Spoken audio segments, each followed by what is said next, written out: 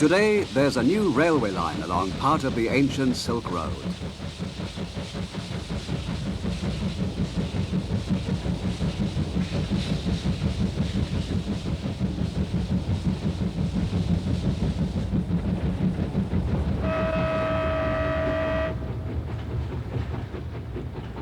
It's called the Nanjing Railway.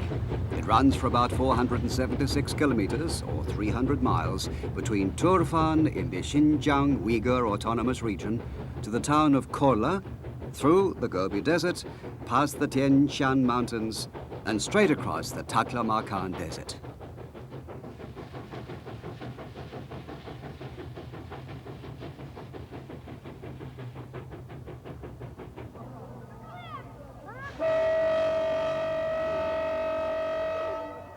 Turfan Station is one terminus of the Nanjing Railway, and it's also a junction with a main line from Peking to Urumqi, the capital of Xinjiang Uyghur Autonomous Region.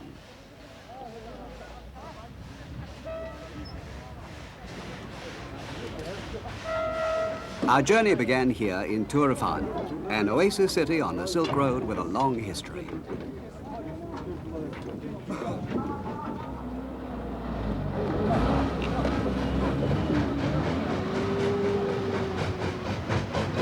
Loaded a microbus and a jeep onto the freight cars so we could make side trips and use our cameras at a distance from the railway line.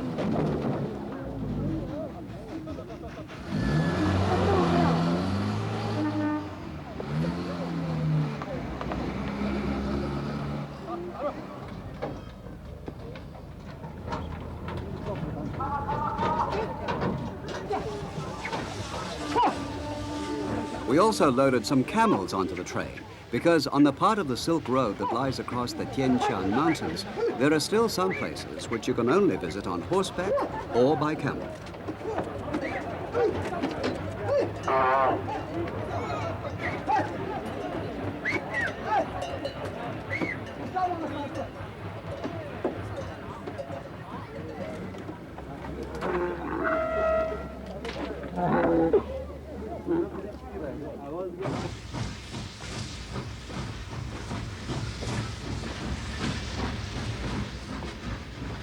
As of 1980, only one small section of the Nanjing Railway was being used as yet, so the Chinese government provided a special train for the expedition. It had 3 freight cars, 3 passenger coaches, and a dining car.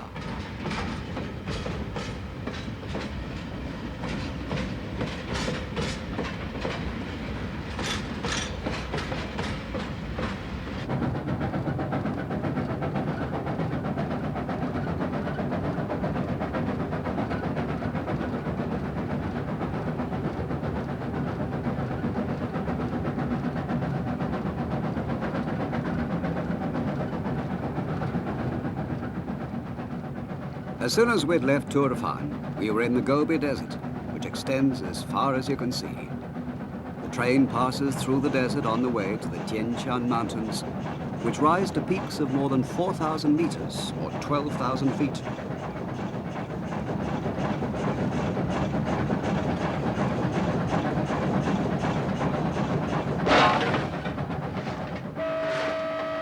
We were now climbing steadily, and it was hard work for the engine driver.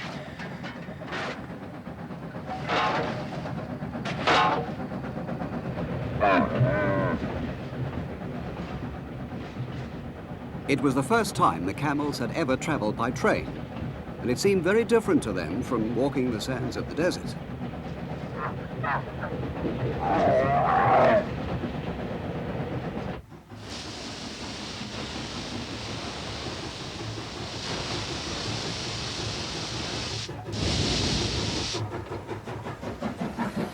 The Nanjing Railway was started in 1976, and 70,000 people were involved in building it. They only finished laying the track at the end of 1979.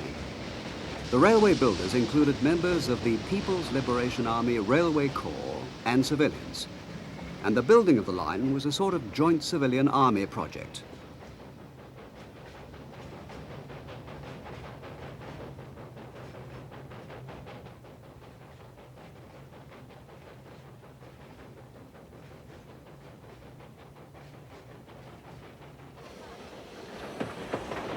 About 140 kilometers or 100 miles and 3 hours after leaving Turfan, we came to Iargo station.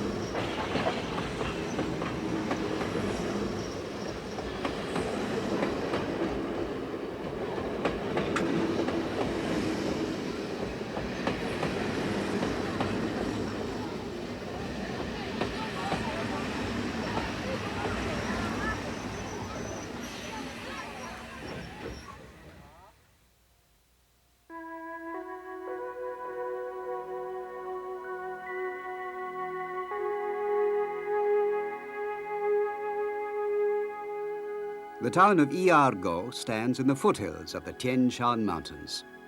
It's quite a new town, specially built in the wilderness for the construction of the railway.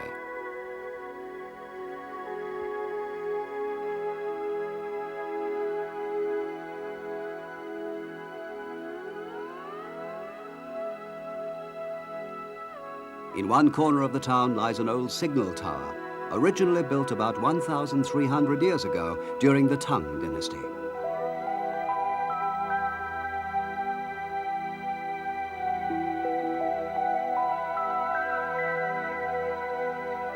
It was made of rounded boulders and has been witness to the rise and fall of many different peoples since it was built.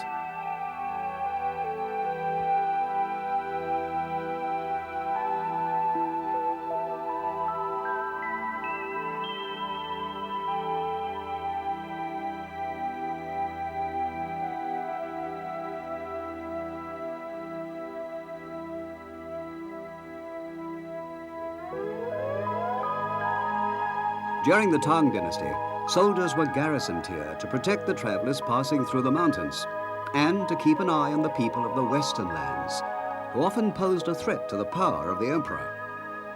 Here you can find many ancient forts like this one.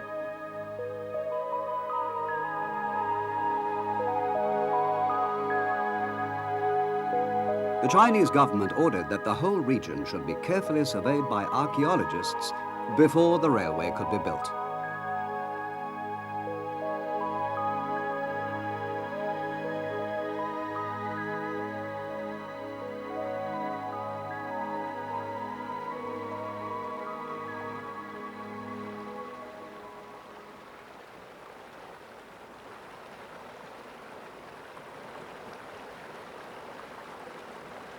This is the Ara, a fertile valley which runs past Iargo deep into the Tian Shan Mountains, and many ancient grave mounds have been found here and excavated. We asked Mr. Wang, an archaeologist, about the grave mounds. Is this where the grave mounds were found? Yes, and that area over there too has many mounds. Some of them lie alongside the ditch.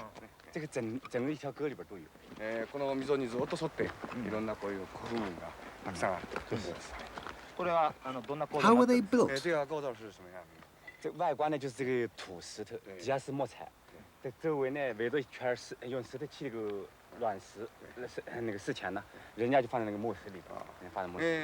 Well, they were dug about 2 meters or 6 feet deep and lined with rough stones and then covered with planks and a mound of earth. They were tombs for the dead.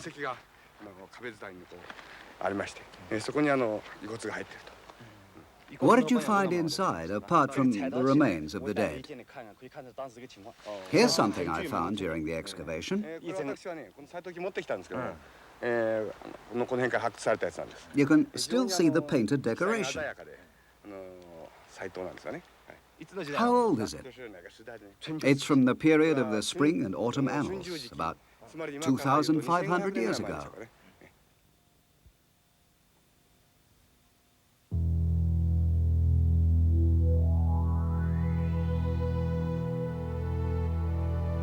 This relief of a lion was excavated from one of the grave mounds. It's made of pure gold.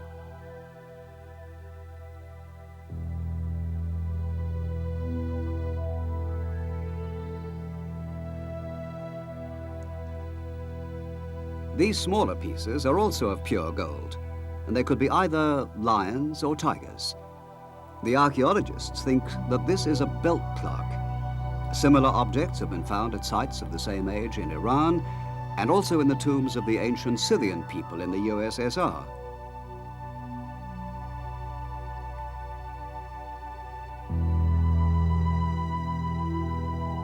About 400 BC, the Tian area was already a sort of cultural melting pot, where exchanges were made between East and West. And it developed a unique mixed culture of its own.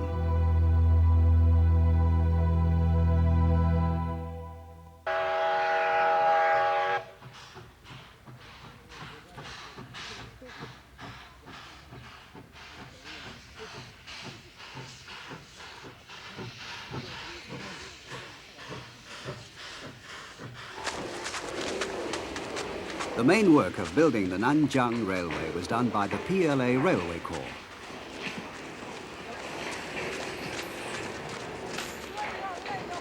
As of 1980, the finishing touches were being put to every station on the line in preparation for regular operation.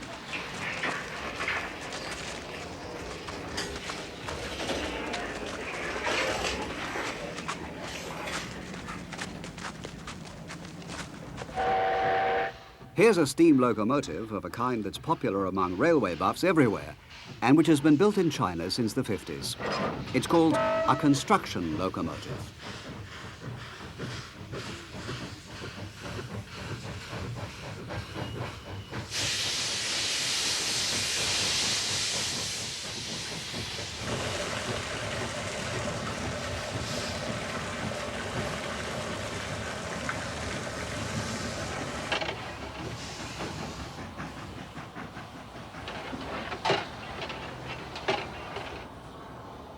This is called a liberation locomotive, and it's of an old design once used on the Manchurian Railway.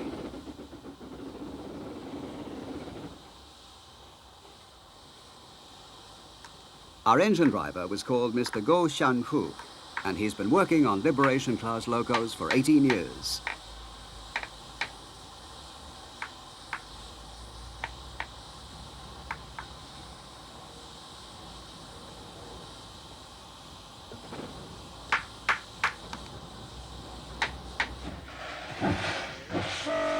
Beyond Iargo, the railway is under army control. They were making tests all along the track to prepare for the opening. The expedition made its way by working on the test train schedule.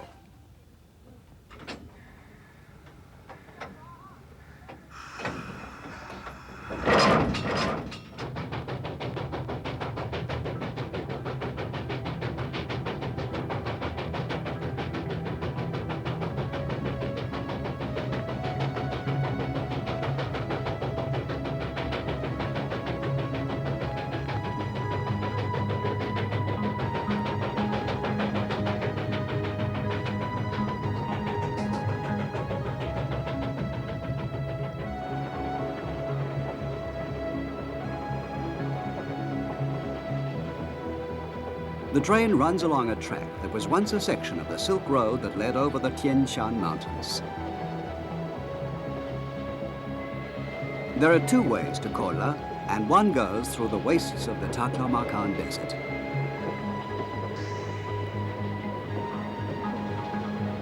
However, most travelers chose the mountain route, which was steeper, but where there was plenty of water and you could find food.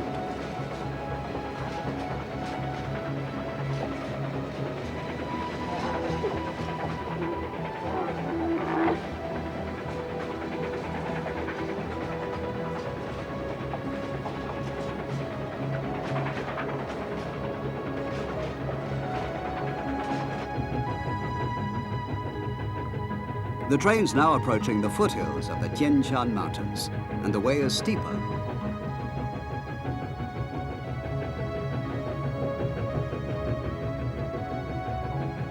This part of the line has an incline of 18 in 1,000, which means that for every 1,000 meters you go along, you rise 18 meters. It's the first tough section of the journey over the mountains, and we soon reach an altitude of 1,500 meters, or 4,500 feet. It was quite different here from the fertile Ara Valley.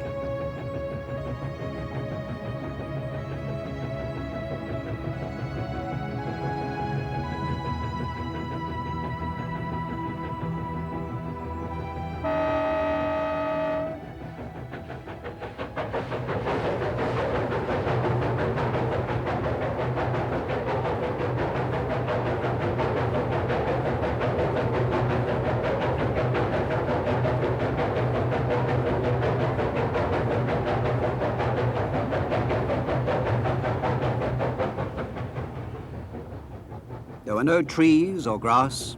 The scenery became much rougher, and the train passed through one tunnel after another.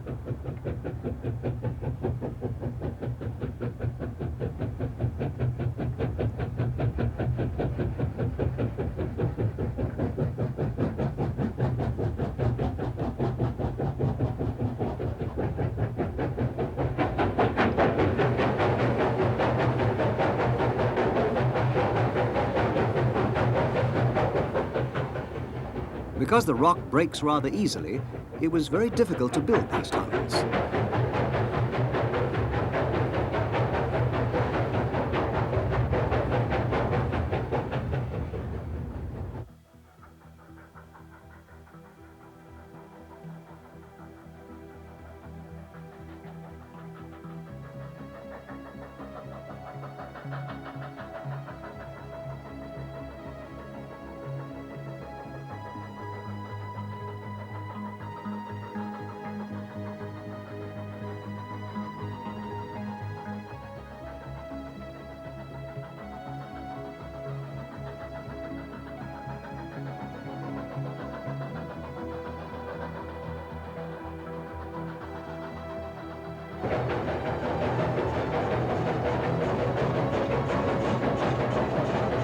There are 29 tunnels on the Nanjiang Railway, from 60 to 6,000 meters in length.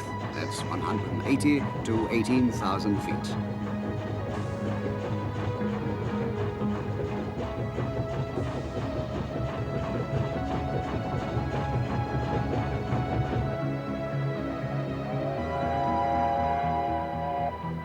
There are also 36 viaducts and bridges. And the steep sides of the valleys have been traversed by zigzags to avoid too great an incline.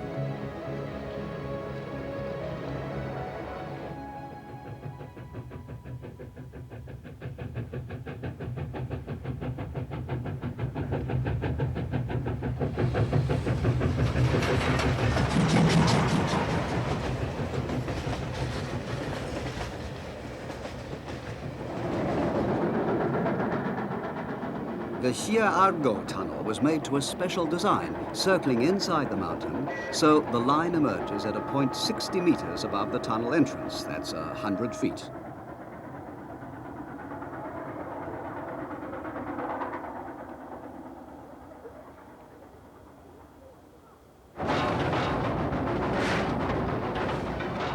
Inside, the line is very steep, and 2 locomotives are necessary to pull a long train through the tunnel.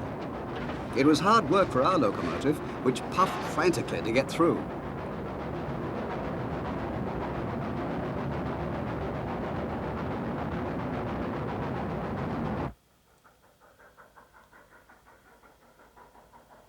Now we were out again, and you can see below the mouth of the tunnel we entered just a short while ago.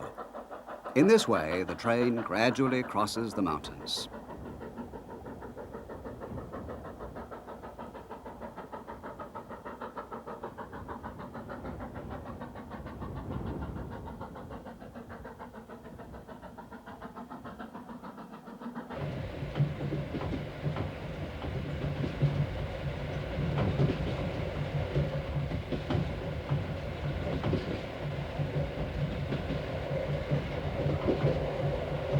The special train for the expedition was a first-class Pullman type, called a Zhuangguo train.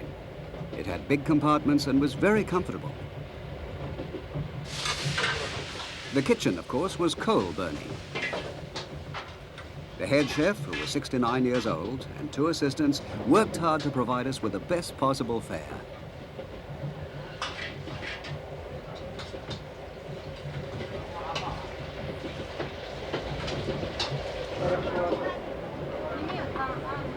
After we'd finished the first course, we were surprised to find he'd prepared hamburgers for us.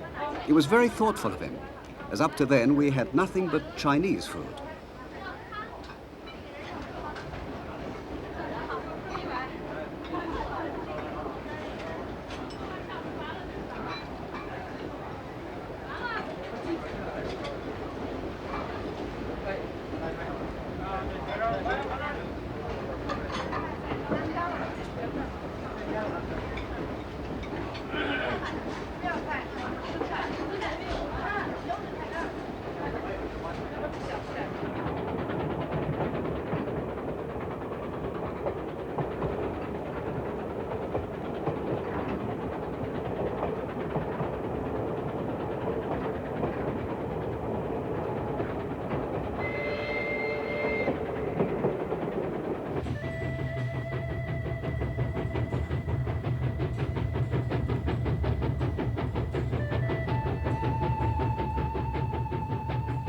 Now the altitude was 2,500 meters, 7,500 feet. But it was still only part of the way to the highest point. The huge locomotive was already straining at the steepness of the slope.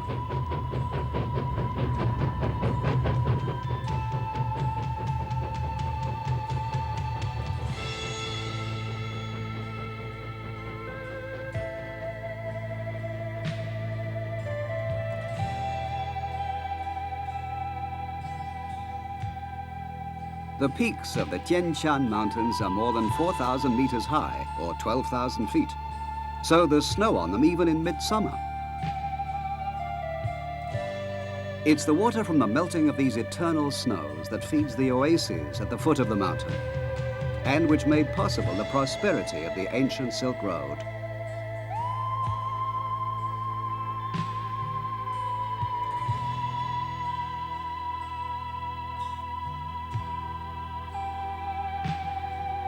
This area is a pasture land for nomadic tribesmen who welcomed us from horseback.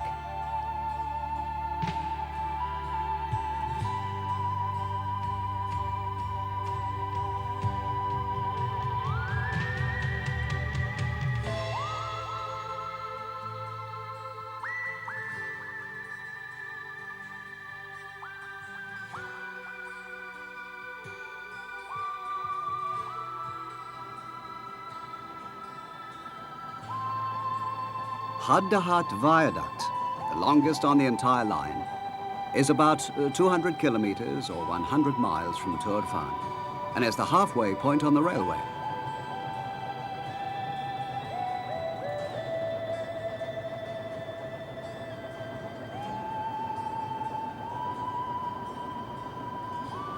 Here, the nomads have to bring everything they need by horse and camel from Turfan, a journey that takes them more than a week.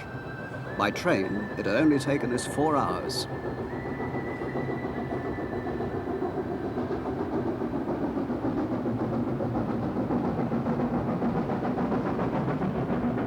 The new railway will be very important to these people. They call it the Happiness Railway.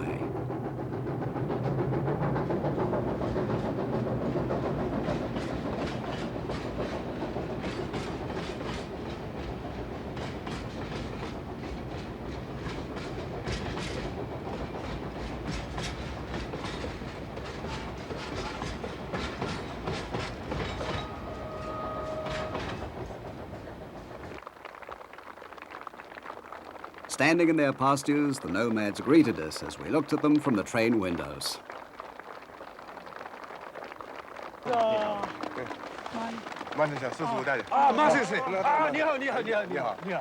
They're of the Mongolia Torf tribe, and Mang Guangqiang is a descendant of the Torf kings.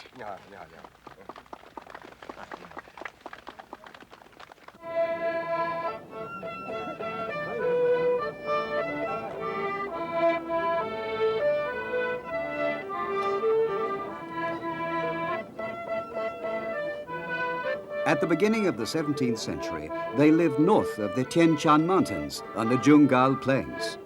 Then, as the result of tribal fighting, they left that area and drifted as far away as the Volga River in Russia.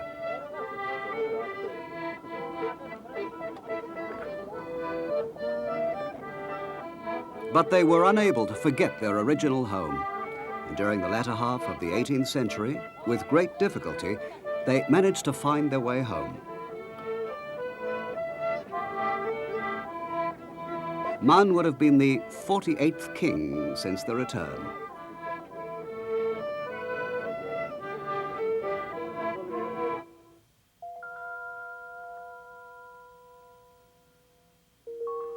The great emperor Qianlong of the Qing dynasty was trying hard just at the time to bring all the Western lands tribes under Chinese control. So he was very pleased that the Torft had come back. He gave them 5 different pasture areas and 8 silver seals.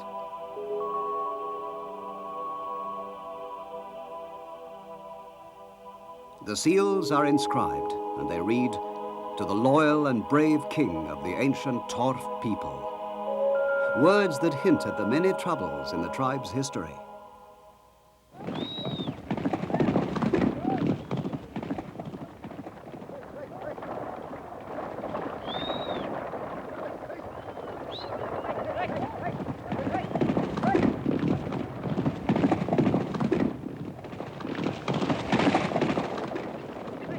Today, the Torft still wander the Tian mountains with their livestock, herd them with lassos, and live in tents. They still show the pristine vigor of the nomadic peoples of the Silk Road.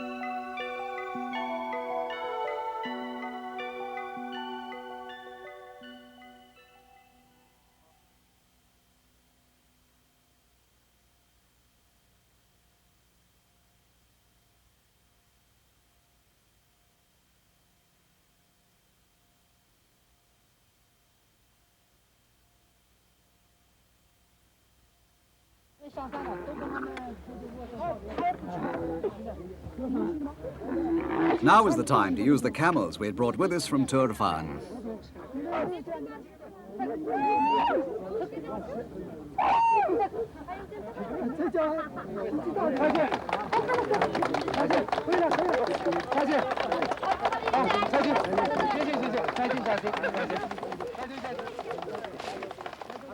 We'd decided to try to negotiate a steep mountain pass by camel to discover for ourselves the difficulties that ancient travelers had to traverse the mountains.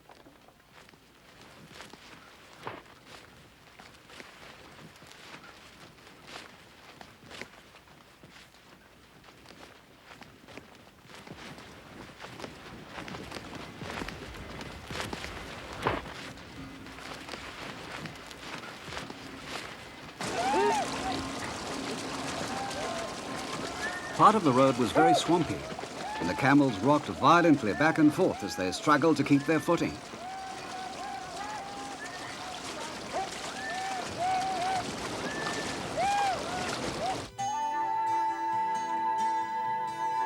Camels are very good in the desert, but they're not nearly so good on a mountain.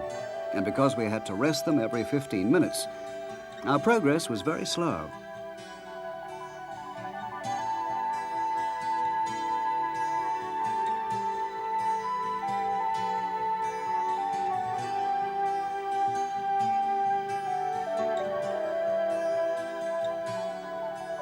After 5 hours, we had ascended to 3,500 meters, or 10,000 feet, and passed into a region of everlasting snow.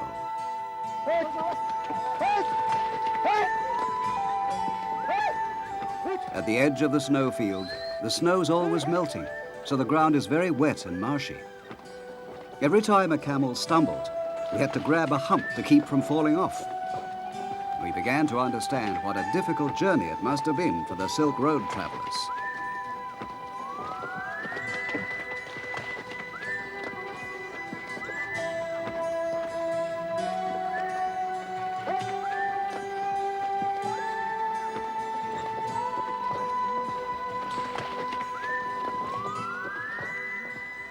After 7 hours, we finally reached the pass, which is at an altitude of 3,800 meters, 12,000 feet.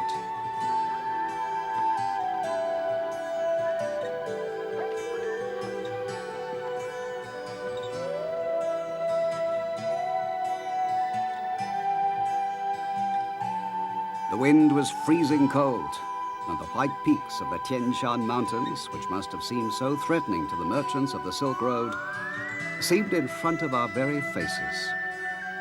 We were looking at a sight that must have impressed many travelers in the old days.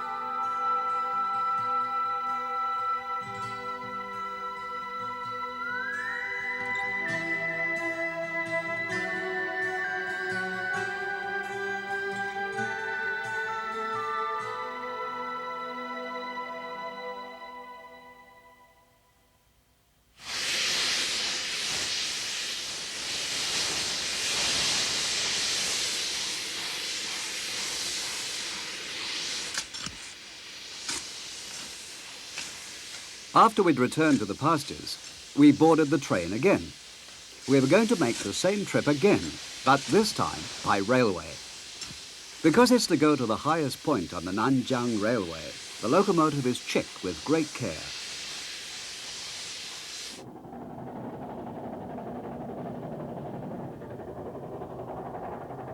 The line passes through the Shan tunnel. Immediately under the pass, it took us 7 hours to cross by camel.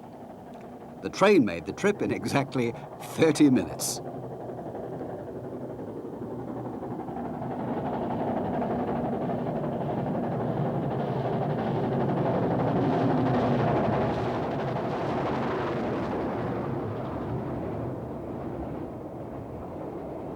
The tunnel is more than 6 kilometers long, 3 miles, the longest tunnel on the railway.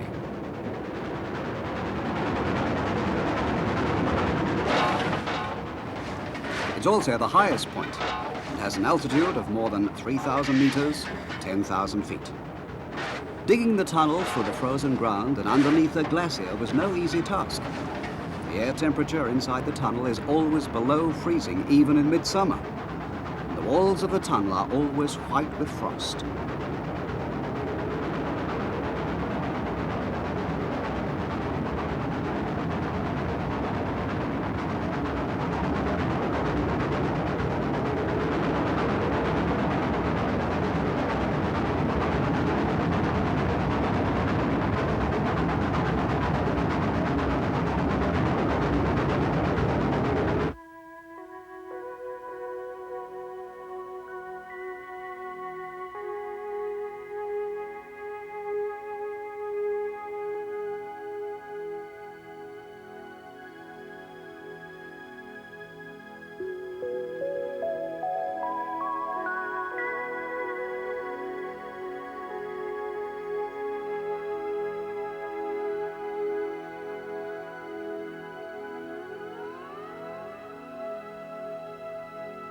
As soon as we had emerged from the tunnel, we could see that the scenery had completely changed. Instead of the rocky mountains and snow-covered peaks, we saw a fertile valley spread out before us. It was the Ura Sotai Valley.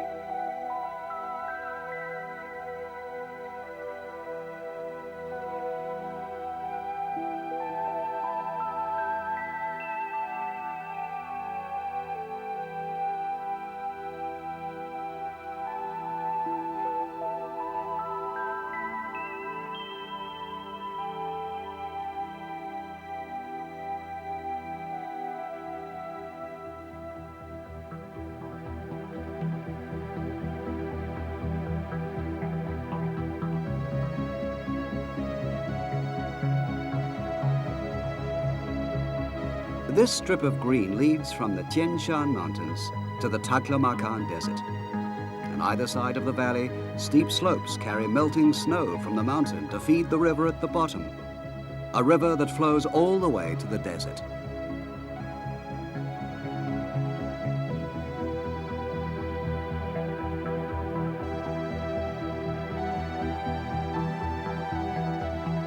As we descended into the valley, we came to a green marshy area called the Yanqi Plain, a fertile land with plenty of water from the melting snow on the mountains.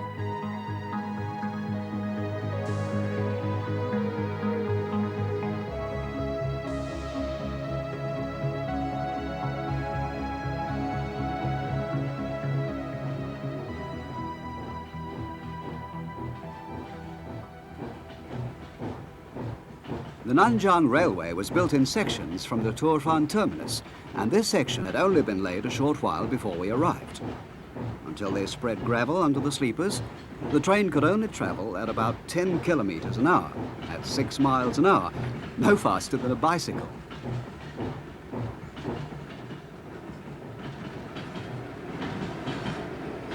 Yanqi is a Silk Road oasis town with a very long history.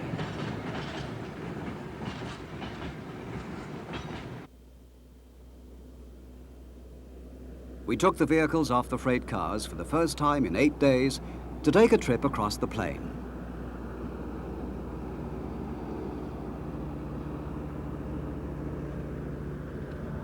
This is the Kaidu River, which was once an icy torrent flowing down from the Shan mountains. Now it's been controlled and flows gently through the plain.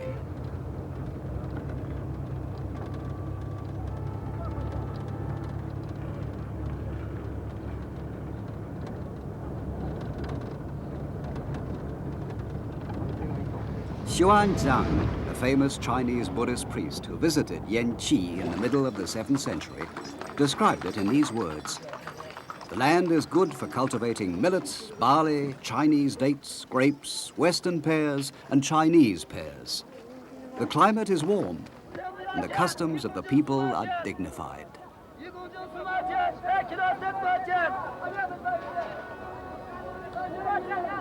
We went to take a look at an open-air market in the middle of the town and found it full of excellent fruit and vegetables.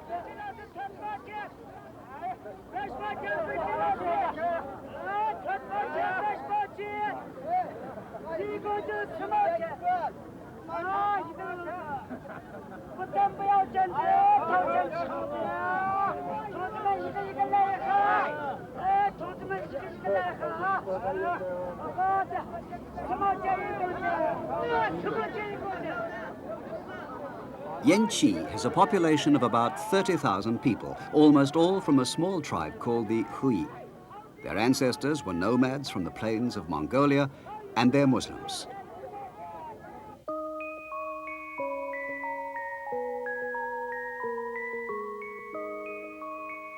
But during the Tang dynasty, when Xuanzang came here, it was a Buddhist city with 10 temples and more than 2,000 priests. We were told that you could still see Buddhist ruins on the outskirts of the city.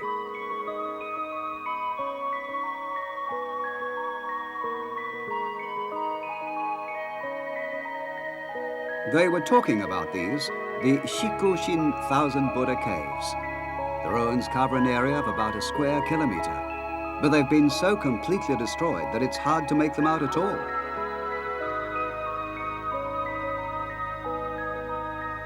Even so, we could just discern traces of temples in 7th century style.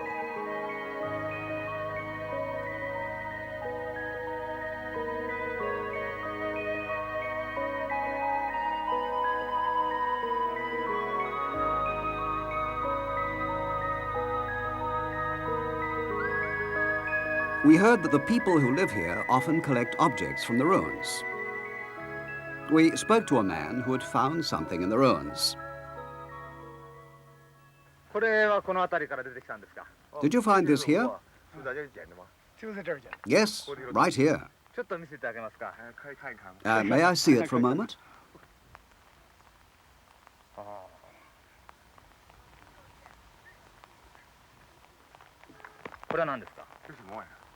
What is it? I don't know.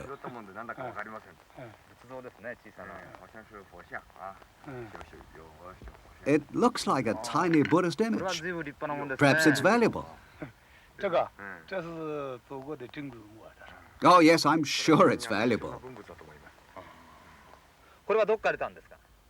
Where exactly did you find it? Just over here. Will you show me? Yes, of course.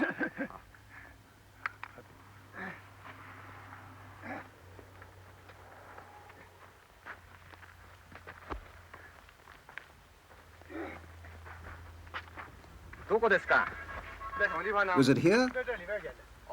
Yes, just there.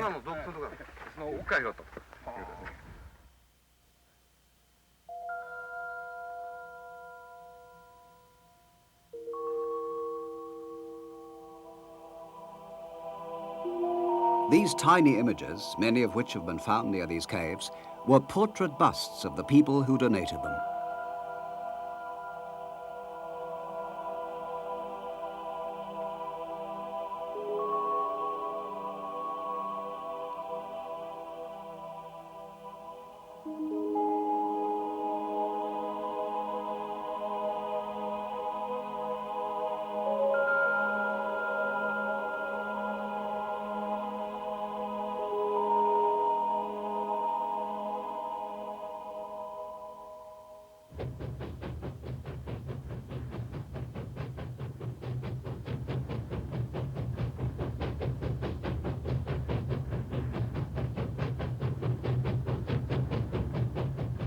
On the morning of the 10th day since we'd left Turfan, the train puffed out of Yanqi and headed for Kola, the last station on the line.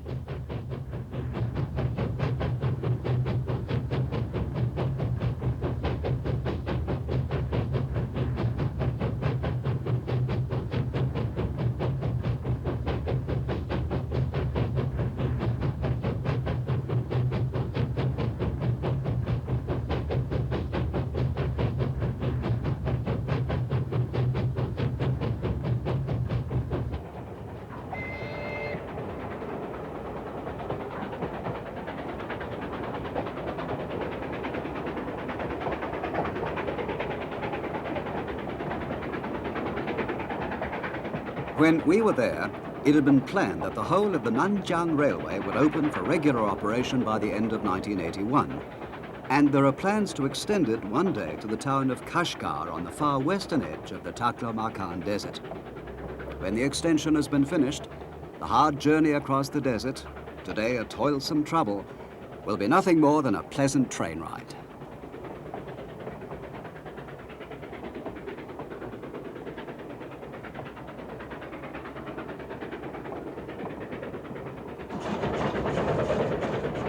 The railway will make an important contribution to the development of the autonomous region and of the Taklamakan Desert, both of which used to be regarded as marginal areas.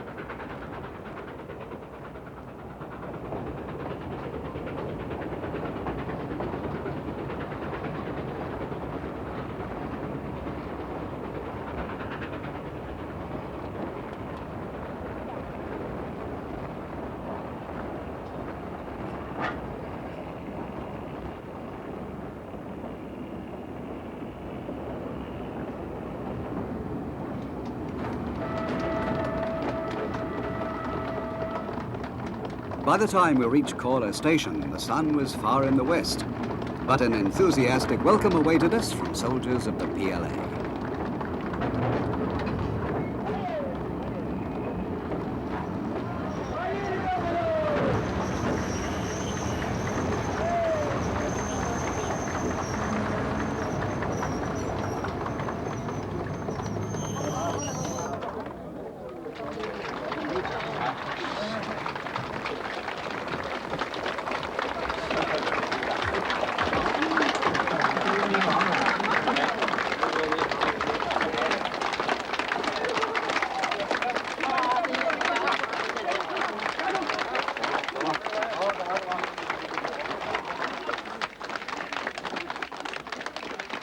Our journey over the most difficult parts of the Tian Mountains, the 476 kilometers or the 300 miles between Turfan and Kola, was finally over. It took us 10 days because we stopped many times on the way. But now the railway's working, it only takes 8 hours.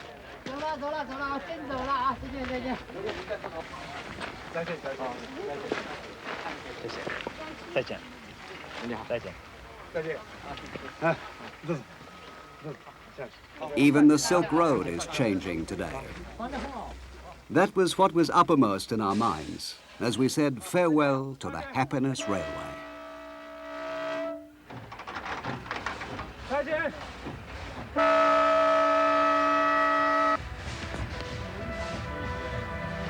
Sergeant!